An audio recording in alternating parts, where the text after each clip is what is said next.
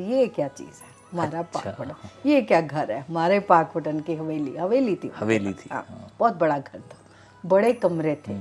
फिर वो एक उनका चबूतरा कोई था बाहर, उसको बहुत याद करते थे। अच्छा। कि हमारी माँ जो थी चबूतरे पे बैठती थी, सारे लोग आते थे, बातें करते थे, सबकी जो समस्याएं थी वो सुनती थी। जब मेरे माता पिता वहाँ से चल के आ रहे थे, वो 8 महीने का था। ठीक है। उसको पानी नहीं मिला, उसको डायरिया हो गया, तो he died there and then on the way. तो वो त्रासदी जो हमारे परिवार ने तो झेली, सारी जिंदगी का मेरी माँ की आंखों में हमेशा दर्द था, तड़प थी। फिर उसके बाद हम बेटियों ने जन्म लिया, हमें उन्होंने बेटों की तरह ही पाला। बेटा फिर लास्ट में जाके 6 बहनें हुई हैं। अच्छा। तो उसके बाद आप सोच सकते हो कि वो माँ के अंदर क्या गुजर रही होगी। बिल्कुल। मेरी माँ हमेशा कहती थी कि वो एक शनील का सूट पहना हुआ था, वो फिर फट गया, फिर उसको उन्होंने गांठ मारी। वो चीज़ें हमारे दिमाग में घूमती हैं। बिल्कुल। कि एक महिला के लिए कपड़े की कितनी वैल्यू होती है, उस टाइम वो कैसे चल रही होंगी। बच्चा उनके हाथ में था, फिर 8 महीने का था, फिर उसको मतलब इतने बड़े खर्चे थे, खाना नहीं मिल रहा था और भूख के कारण वो बच्चा गया। तो ये जो दर्द है, ये मैं सोचती हूँ कि हर एक को महसूस करना चाहिए। देश के किसी भी कोने में, दुनिया के किसी भी कोने में, पंजाबी हो, कोई भी कास्ट से हो, जिन्होंने 47 झेला है। यस। तो उनको इससे कनेक्ट होना चाहिए और उनको इस मेमोरीज को याद रखना चाहिए कि कितना मुश्किल है। आगे आने वाली पीढ़ियां कभी भी इस दंश को ना झेलें, कहीं कोई बंटवारा ना हो, परिवार में ना हो, समाज में ना हो, देश में ना हो। एक लाइफ मिली है, सब मिलके जिए, तरक्की करें, उन्नति करें। ये एक अश्विनी जी का भी सपना था और मैं उनके सपने को साथ लेके चल रही हूँ। ਜਾਂਦੇ ਜਾਂਦੇ ਇਹਨਾਂ ਦੀ शिकायत रहेगी, पंजाबी ਤਾਂ ਤੁਸੀਂ ਗੱਲ नहीं की।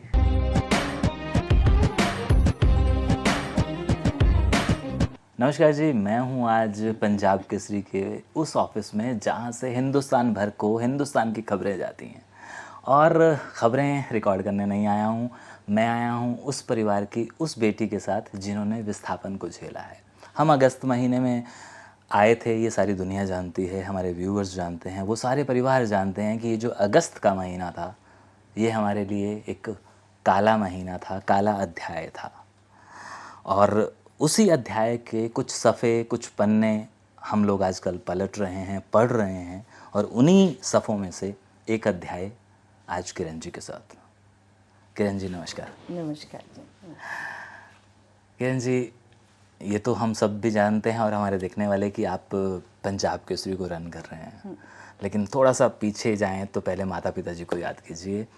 उनके नाम जानना चाहूँगा और उनका पीछे वाला कौन सा शहर था वो वाला जानना। बिल्कुल। पहले तो मैं आपको यहाँ थोड़ा सा करेक्ट कर दूं जी कि मैंने नहीं झेला, मेरे माता पिता ने जी, मेरे परिवार ने बिल्कुल झेला। और वो समझो मैंने ही झेला जी, क्योंकि उनकी ज़बान में हमेशा वही बातें रहती थी और जब तक वो जीवित रहे उनको मैं सोचती थी कि उन यादों के साथ ही वो जीवित रहते थे।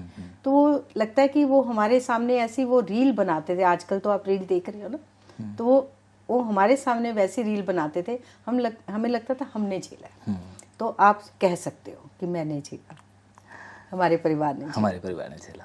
तो वही मैं जानना चाह रहा था कि आपके माता पिता जी पीछे कहाँ से? मेरे माता पिता जी पाकपटन से थे। जी, दोनों ही? दोनों। अच्छा, और दोनों के नाम? पाकपटन से दोनों के नाम? मेरे फादर का नाम, मेरे पिताजी का नाम पंडित विष्णुदत्त त्रिखा थे। अच्छा। हाँ जी। मैं ब्राह्मण परिवार से ठीक है। और मेरी माँ का नाम पूर्णिमा देवी था। ठीक है। तो वो अपने आप में एक पूरन बिल्कुल थी। और मेरे पिताजी, मेरे फादर एक लॉयर थे, बहुत पढ़े लिखे थे और इकलौते बेटे थे। ठीक है। और बहुत ज़मीन थी वहाँ पे। और उनसे जो मैंने समझा है कि उनको बहुत अटैचमेंट थी वहाँ से और बहुत ज़मीन थी उनकी वहाँ पे। अच्छा। वो बड़ी शान से बताते थे अपनी स्टोरीज की हमारी 32 किले ज़मीन थी। हमें उस समय मालूम ही नहीं होता था 32 किले क्या है। हाँ। पर बहुत खुशी से बताते थे और अल्टीमेटली जब बताते थे तो उनकी आंखों में दर्द भी आता था। उस ज़मीन से बिछड़ने का, उस घर से बिछड़ने का, उस शहर से बिछड़ने का, उन साथियों से बिछड़ने का दर्द जो था उनकी बातों में था, उनकी आंखों में झलकता था। और मेरी माँ भी बताती थी, क्योंकि उन्होंने तो इतना देखा, क्योंकि वहाँ से चल कर आए थे। उन्होंने ट्रेन को कटते देखा, उन्होंने कई लड़कियों का रेप भी होते देखा, कईयों की इज्जत लूटते देखी, कईयों को भूख से तड़पते देखा, किसी को सुसाइड करते देखा। मतलब वो जो बातें हमें सुनाती थी ना, आज भी गूज़बम्प होते हैं, रोए कांप जाती है हमारे की ऐसा हुआ। और उन लोगों में हुआ जो आपस में प्यार से रहते थे, जिनमें कोई अंतर नहीं था, कोई जाति पाति नहीं थी, कुछ नहीं था, फर्क नहीं था, बहुत प्यार था जो उन्होंने हमें सुनाया। तो वो जो उनके अंदर एक यादें थी, एक खुशी वाली भी यादें थी कि हमने बहुत अच्छा टाइम, जो भी बात होती थी, हमारे पाक पटन तो ये होता, हमारे पाक पटन का खाना, हमारे पाक पटन में ये होता था। मतलब कोई बात होती थी, कंपैरिजन, मतलब हर बात में, हर कोई भी हंसी खुशी माहौल, कोई गमी का माहौल, पाक पटन पहले आता था। कभी बताते थे कि, या आपने कभी पूछा था कि कैसा था घर हमारा, कितने कमरे थे, कैसा नक्शा था, कैसा? यस, बहुत बार पूछा। वो कहते थे, हर बात को कहते थे, ये क्या चीज़ है हमारा पाक पटन, ये क्या घर है हमारे पाक पटन की? हवेली थी। हाँ, बहुत बड़ा घर था, बड़े कमरे थे। फिर वो एक उनका चबूतरा कोई था बाहर, उसको बहुत याद करते थे। अच्छा। कि हमारी माँ जो थी चबूतरे पे बैठती थी, सारे लोग आते थे, बातें करते थे, सबकी जो समस्याएं थी वो सुनती थी। ऐसे भी वो बहुत सी बातें जो मतलब हम रिलेट कर सकते हैं कि आज की जो जनरेशन या हम लोग हैं, वो उनकी बातें जो थी ना, जो पुराने लोगों की बातें कुछ और ही थी, सही बात है। और वो खाने की बात करते थे तो लगता था कि हम खा रहे हैं, वो बात करते थे तो लगता था हमारे सामने घूम रही थी, ऐसे मतलब वो बातें सुनाते थे हर बात पे। हमारा पाक पटन, हमारे यही नहीं, ये तो मेरे माता पिता की बात है। मेरे ससुराल की बात करो तो मेरी मदर इन लॉ, अच्छा, हमारे लाहौर, हाँ, लाहौर दा की कहना, लाहौर में ये होता था। मतलब मैंने दोनों तरह से जो बातें सुनी है, क्योंकि दोनों का ही वहाँ से कनेक्शन था, दोनों तरह से हम लगता है कि हम जिए, हम थे, हमें अभी ऐसे लगता है कि हम भी थे, उस समय को हमने देखा है, पर देखा नहीं, उनकी आंखों से। और आपके ससुरालियों की तो यहाँ एक कहावत भी बड़ी मशहूर थी, जिस लाहौर नहीं वेख्या उस जम्मे ही नहीं। बिल्कुल बिल्कुल, आजकल आपने प्ले भी देखा होगा, हाँ, असगर साहब का। हाँ, जिन्हें लाहौर नहीं देखा उन्हें कुछ नहीं देखा। और वाकई अभी भी नहीं रीसा साढ़े लाहौर दी, हमेशा कहते थे। और पहरावा, खाना, अभी भी मैं बहुत से लोगों से मिलती हूँ जो वहाँ से कनेक्टेड होते हैं, जाना चाहते हैं, गए हैं, वो अभी भी लाहौर की बातें करते हैं। बड़ा दुख होता है कि क्यों हुआ ऐसा, होना नहीं चाहिए था। मैम, याद कीजिए पहली बार जब कानों में ये लफ्ज़ आया था बंटवारा, तब समझ थी या कैसे उस पल को आपने जिया होगा कि अच्छा ऐसा था?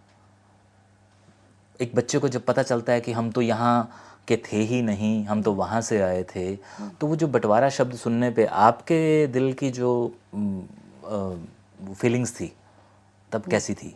देखो, जब हम छोटे होते से सुन रहे थे, हमें समझ नहीं थी कि क्या होता है बंटवारा या क्या है, वहाँ क्या था, यहाँ क्या था, हम तो अपनी दुनिया में मस्त होते।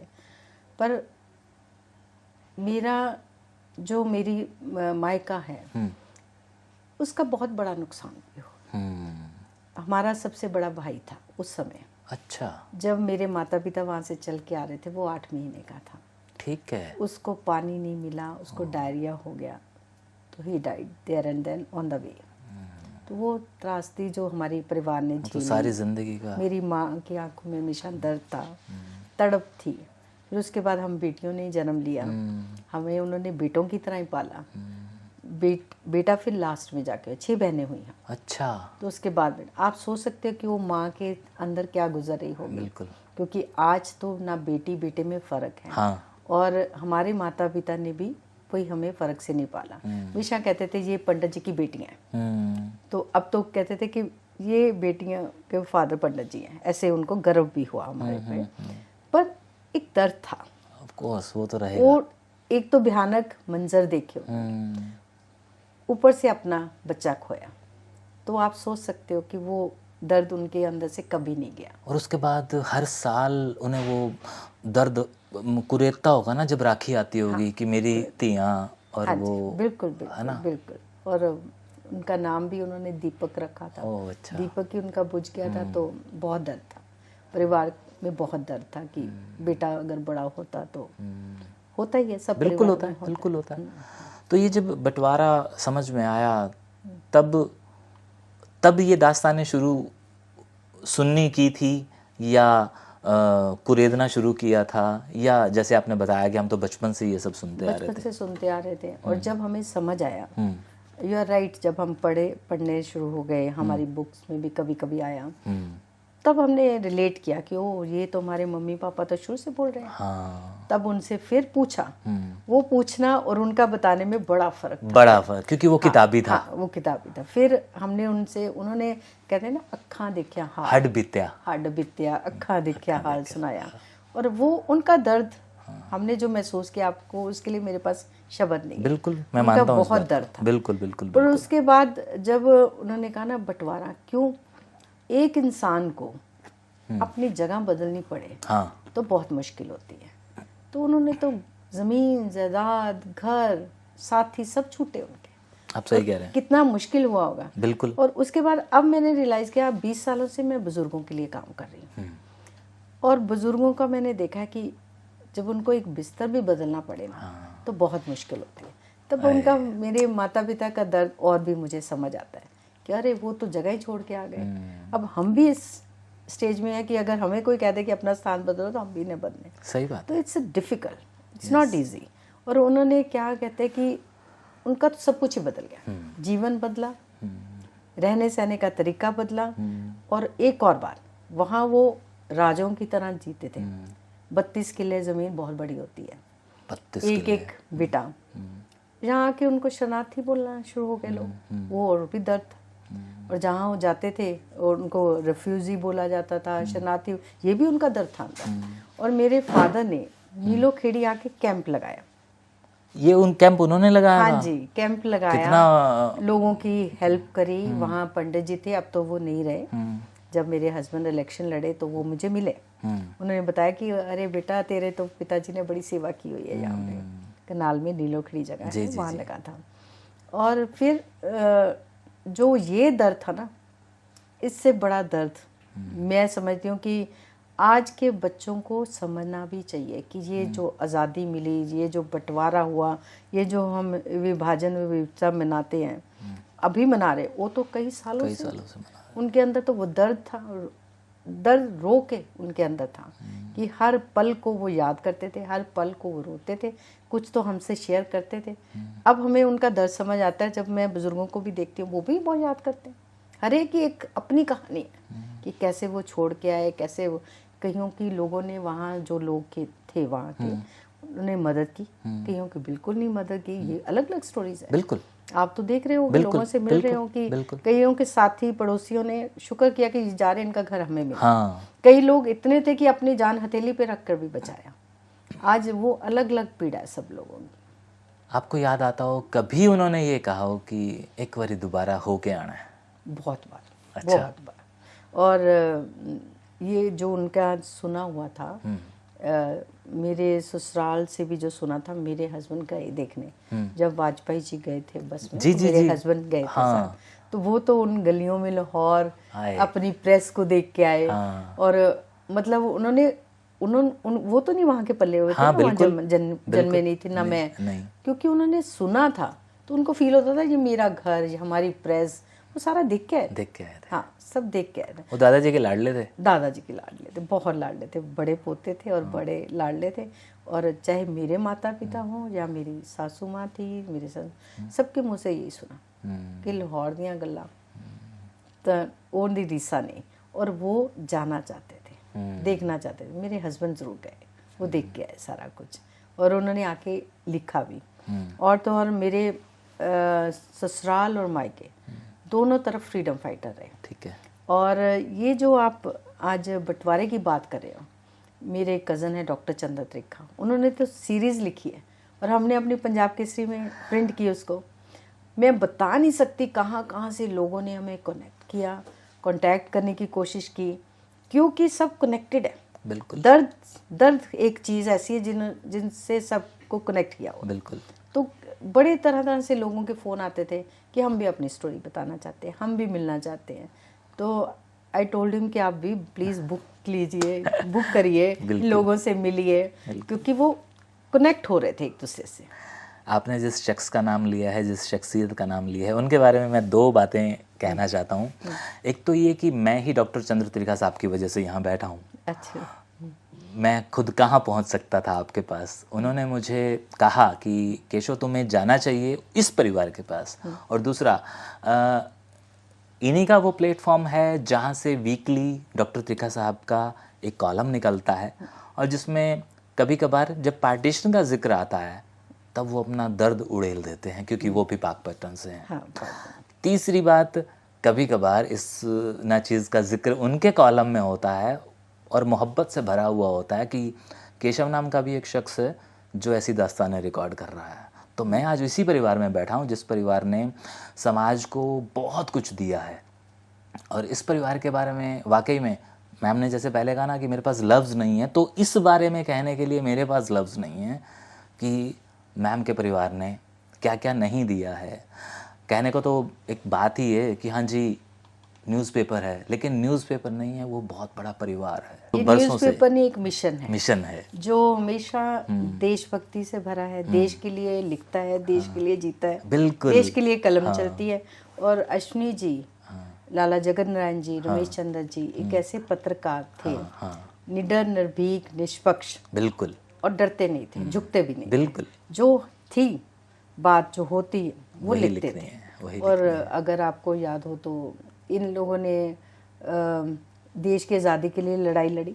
लाला जी 16 साल जेल रहे। बिल्कुल। और जो मेरे ससुर आदरणीय रमेश चंद्र जी थे, वो उस समय आज़ादी के जो परवाने थे उनको एक एक स्लिप, एक एक पेज पे लिख के मैसेज पहुंचाते थे। अच्छा जी। और 1 पेज से 2 पेज बने, 2 से 3, 3 से 4, 4 से फिर अखबार बनी। वाह, तो ये हमारी फैमिली की हिस्ट्री है। तो पहले तो आज़ादी के लिए लड़ाई लड़ी, उसके बाद देश की एकता और अखंडता को कायम रखते हुए दोनों ने प्राण न्यौछावर के, शहीद हुए दोनों। बिल्कुल। और ऐसे ही अश्विनी जी की कलम हमेशा चली, कभी झुकी नहीं। बिल्कुल।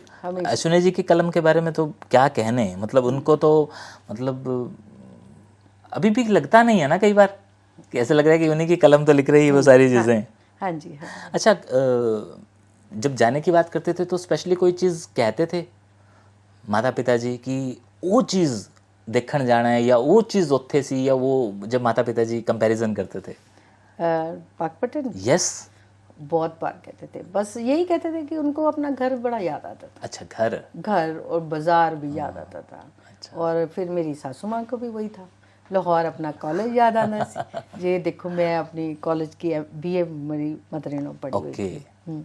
तो वो कह रही थी मैं लाहौर से BA की हुई है मैंने। तो बहुत बड़ी बात थी, बहुत बड़ी बात बहुत थी। बड़ी बात थी। 10वीं भी बहुत बड़ी बात थी, फिर उन्होंने तो BA की हुई थी, बहुत बड़ी बात थी। और मेरे बच्चों को वो कहते थे I am your English speaking दादी। हाय। तो वो लाहौर की बातें कुछ और थी, वो उनके रिश्तेदारियों को याद करते थे, सब कुछ मतलब उनके टिप्स पे रहती थी हमेशा चीज़ें। बातें तो बहुत सारी हैं, लेकिन अंत में बस इतना कि आज जब हम 2024 में जी रहे हैं, तकरीबन 80 साल होने को आ रहे हैं देश के विभाजन को, और हर साल अब कुछ वर्षों से हम लोग विभाजन विभीषिका भी मना रहे हैं। I am thankful to Modi ji, yes, जिन्होंने ये उठाया कि अब करना चाहिए। और पर हमारे जो लोग बुजुर्ग आते हैं वो कहते हैं हम तो बड़े सालों से मना रहे हैं, पर मोदी जी ने इसको एक्नॉलेज किया। इट्स गुड कि उनके ना दिल का दर्द बाहर आ रहा है। पहले वो शायद अपने घरों में मनाते थे, अब हर घर में मनाया जाता है, और उस तरह से दिखा के कि हाँ जी हम ये हैं, हम वो थे। तो ये चीज़ की जाती है। और मेरे हिसाब से ज़रूरी भी है कि आने वाली जो पीढ़ियाँ हैं, यूथ है, उनको मालूम होना चाहिए कि ये जो आज़ादी है ये इजी नहीं थी और कैसे मिली, और हिंदुस्तान पाकिस्तान क्यों बना, ये सब मालूम होना चाहिए। और होना चाहिए था स्थान का बंटवारा, हो गया हिंदू मुस्लिम लोगों का बंटवारा और लोगों का मजहबों का बंटवारा। मजहबों का, वो अच्छा नहीं था। अच्छा नहीं अभी भी जो हमारे देश में मुस्लिम है बड़े रिस्पेक्टफुली जीते हैं, बहुत हाँ अच्छा है उनका, हमारे लिए कोई फ़र्क नहीं है उनके बिल्कुल। लिए। उधर पाकिस्तान में है।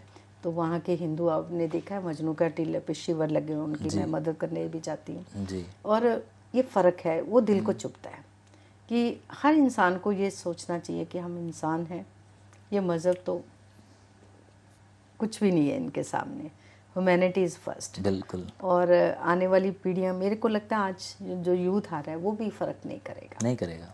वो education matters a lot. Education से सबको लग रहा है कि हमें इन चीज़ों से ऊपर उठना चाहिए। मैं बल्कि आपसे अंत में यही पूछने वाला था कि आप इस बंटवारे को कैसे देखते हैं, लेकिन आपने वो पहले ही बता दिया तो मेरा वो सवाल चला जाता है। लेकिन एक सवाल जो कि मेरी लिस्ट में नहीं है, अभी बात करते हुए लग रहा है कि व्यूवर्स भी ये बात कमेंट्स में ज़रूर लिखेंगे। हम और यहाँ पे हमारे साथ जो हमारा ये नौजवान तबका बैठा है, जो ये पीढ़ी बैठी है, ये अपनी ज़बान से उतने मिलनसार नहीं हैं, उससे दूर होते जा रहे हैं। और उस तरह क्या आप उसे देखती हैं कि हाँ ये ठीक है, ज़बान को बचाना भी बड़ा लाजमी है, क्योंकि अगर ज़बान नहीं है तो फिर पहचान नहीं है ना वाली बात आ जाती है। बिल्कुल। कहते हैं ना, जो हमारी भारतीय संस्कृति, संस्कार है, सभ्यता है, वो तभी जीवित रहेगी जब हम अपनी ज़बान को, अपने जो रूट्स है उसको कभी ना भूलें। और आई थिंक ये जो आपने ये शुरू किया है, ये आने वाली पीढ़ी को इससे कनेक्ट करेंगे कि हमारे माता पिता कहाँ से आए, क्या था, और जो जिन्होंने एक शरणार्थी वर्ड का दंश झेला है, उनके लिए एक मरहम पट्टी भी होगी। वो शरणार्थी नहीं थे, वो तो बहुत बड़ा बलिदान करके आए, अपनी मटेरियलिस्टिक चीज़ों का, अपने स्थान का, अपना बहुत बड़ा बलिदान था वो जो करके आए। आपको मालूम होगा कि अश्विनी जी ने एक मूवमेंट चलाई थी जी, हरियाणा से शुरू की थी, तो पंजाबियों के लिए सबकी इकट्ठे हो, क्योंकि मोस्टली वहाँ पे पंजाबियों का हुआ था। तो उन लोगों को वो करना चाहते थे कि उनको किसी ने वहाँ उनका अच्छी तरह से दाह संस्कार नहीं हुआ, कुछ नहीं हुआ, उनके लिए उन्होंने एक मूवमेंट जी मुहिम चलाई थी। और मैं ही नहीं जानता, हमारे सारे दर्शक भी जानते हैं। इस मुहिम को बड़े अच्छे स्थान पर वो लेके गए थे। बस ये है कि वो जो चाहते थे, जो उनका सपना था, वो नहीं हो पाया पूरा। हाँ, वो नहीं हो पाया। वो चाहते थे कि एक तो विभाजन में जो लोग मारे गए, उनको हर तरह से उनका जो एक रीति रिवाज, हमारी जो धार्मिक आस्थाएं हैं, उसके हिसाब से उनका सब कुछ किया जाए। उन्होंने करने का प्रयास भी किया, बहुत से लोगों को जोड़ा। शब्दों में कहा जाए तो पिंडदान ही नहीं हुआ, मोक्ष ही नहीं मिला। मोक्ष ही नहीं हुआ। और कुरुक्षेत्र तो आपको मालूम है कि इसलिए मानी हुई चीज़ है। तो he did his level best. उन्होंने पंजाबियों को जोड़ा, आज पौधा लगाया था पंजाबियों का उन्होंने हरियाणा में, जो आज वट वृक्ष बना हुआ है। सब धर्मों के लोगों को जोड़ा, क्योंकि बलिदान सब धर्मों के लोगों का हुआ। और हुआ क्या, देश के लिए। तो वो शहीद थे, एक किस्म के बलिदान तो दिया, शहीद थे। उनका पिंडदान भी होना चाहिए था, उनका सब जो हमारे उनकी पहचान भी होनी चाहिए। तो अश्विनी जी ने बहुत प्रयास किया, हरियाणा से शुरू हुए थे, और वो चाहते थे सारे देश में, सारी दुनिया में जो पंजाबी हैं, जो कनेक्टेड है इस विभाजन से, बंटवारे से, उसके दर्द से, उनकी पीढ़ियाँ उनको जानती हैं कि हमारे माता पिता ने ये झेला, हमारे दादा दादी ने ये झेला, हमारे नाना नानी ने झेला। मेरी माँ हमेशा कहती थी कि वो एक शनील का सूट पहना हुआ था, वो फिर फट गया, फिर उसको उन्होंने गांठ मारी। वो चीज़ें हमारे दिमाग में घूमती हैं बिल्कुल, कि एक महिला के लिए कपड़े की कितनी वैल्यू होती है। उस टाइम वो कैसे चल रही होंगी, बच्चा उनके हाथ में था, फिर 8 महीने का था, फिर उसको मतलब इतने बड़े खर्चे थे, खाना नहीं मिल रहा था, और भूख के कारण वो बच्चा गया। तो ये जो दर्द है, ये मैं सोचती हूँ कि हर एक को महसूस करना चाहिए। देश के किसी भी कोने में, दुनिया के किसी भी कोने में, पंजाबी हो, कोई भी कास्ट से हो, जिन्होंने 47 झेला, यस, तो उनको इससे कनेक्ट होना चाहिए, और उनको इस मेमोरीज को याद रखना चाहिए कि कितना मुश्किल है। आगे आने वाली पीढ़ियाँ कभी भी इस दंश को ना झेलें, कहीं कोई बंटवारा ना हो, परिवार में ना हो, समाज में ना हो, देश में ना हो, एक लाइफ मिली है, सब मिलके जिए, तरक्की करें, सही उन्नति बात है, करें। हाँ। ये एक अश्विनी जी का भी सपना था और मैं उनके सपने को साथ लेके चल रही हूँ। नहीं, आप बहुत अच्छा, और आपने वो सपना जो याद दिला दिया है जी, उस सपने के बारे में मैं इनके साथ एक व्यक्तिगत रूप से, व्यक्तिगत ही नहीं, आप सबके लिए वो एक चीज़ इस वीडियो के बाद आप देख सकते हैं। जो उनका सपना था, बहुत सारे लोग समझ चुके होंगे और बहुत सारे लोग जो नहीं समझे हैं, वो उस सपने को जानने के लिए वो वाला वीडियो ज़रूर देखिएगा, क्योंकि उस सपने को साकार करने के लिए हमारा पंजाबी समाज आज भी इकट्ठा होने की कोशिश कर रहा है। क्योंकि अश्विनी जी अगर चले गए हैं तो कोई तो उस सपने को साकार करेगा। बिल्कुल। ਜਾਂਦੇ ਜਾਂਦੇ ਇਹਨਾਂ ਦੀ ਸ਼ਿਕਾਇਤ ਰਹੇਗੀ, ਪੰਜਾਬੀ 'ਚ ਤਾਂ ਤੁਸੀਂ ਗੱਲ ਨਹੀਂ ਕੀਤੀ। ਜਿਹੜੀ ਮਰਜ਼ੀ ਕਰਾ ਲਓ, ਪੰਜਾਬੀ ਤਾਂ ਸਾਡੀ ਪਹਿਲੀ, ਸਾਡੀ ਮਦਰ ਟੰਗ ਹੀ ਪੰਜਾਬੀ ਹੈ। ਜੇ ਪੰਜਾਬੀ ਨਹੀਂ ਹੋਈ ਤੇ ਫਿਰ ਕੀ ਬੋਲਿਆ, ਹੈ ਨਾ। ਮੈਂ ਉਹੀ ਕਹਿ ਰਿਹਾ, ਸੁਣ ਲੈਣਾ ਤੁਸੀਂ ਸਾਰੇ। ਇਹਨਾਂ ਪੰਜਾਬੀ ਪਰਿਵਾਰ ਤੋਂ ਹੀ ਹੈ, ਪੰਜਾਬੀ ਪਰਿਵਾਰ ਵਾਲੇ ਬੰਦੇ ਪੰਜਾਬੀ ਬੋਲਣਾ ਅੱਜ ਵੀ ਜਾਣਦੇ ਹੈ। ਬਿਲਕੁਲ ਜਾਣਦੀ ਹਾਂ, ਪੰਜਾਬੀ ਲਿਖ ਵੀ ਸਕਦੀ ਹਾਂ, ਬੋਲ ਵੀ ਸਕਦੀ ਹਾਂ।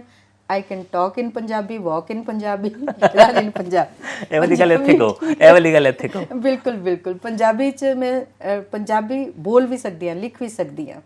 ਔਰ ਜਦੋਂ ਅੰਮ੍ਰਿਤਸਰ ਟੀਵੀ ਸਟੇਸ਼ਨ ਚੱਲਿਆ ਸੀ ਤੇ ਪਹਿਲੀ ਨਿਊਜ਼ ਰੀਡਰ 'ਚ ਮੈਂ ਸੀਗੀ ਤੇ ਪੰਜਾਬੀ ਦਾ ਇਮਤਿਹਾਨ ਦਿੱਤਾ ਸੀਗਾ। ਉਹ ਵਾਲੀ ਗੱਲ ਦੁਬਾਰਾ, I can talk Punjabi, I can talk Punjabi, I can talk in Punjabi, walk in Punjabi, write in Punjabi and run in Punjabi and run for Punjabis। ਵਾਹ, ਠੀਕ ਹੈ, ਪੰਜਾਬੀ ਹੈ ਤੇ ਸਭ ਕੁਝ ਹੈ, ਪੰਜਾਬੀਅਤ ਜ਼ਿੰਦਾ ਹੈ। ਹਾਂ। ਔਰ ਮੈਂ ਬ੍ਰਾਹਮਣਾਂ ਦੀ ਵੀ ਬੇਟੀ ਹਾਂ ਤੇ ਇਸ ਕਰਕੇ ਮੈਂ ਸਾਰਿਆਂ ਨੂੰ ਨਾਲ ਲੈ ਕੇ ਚੱਲਦੀ ਹਾਂ, ਚਾਹੇ ਉਹ ਕਿਸੇ ਵੀ ਜਾਤੀ ਦਾ ਹੈ। ਬਹੁਤ ਵਧੀਆ ਗੱਲ ਹੈ।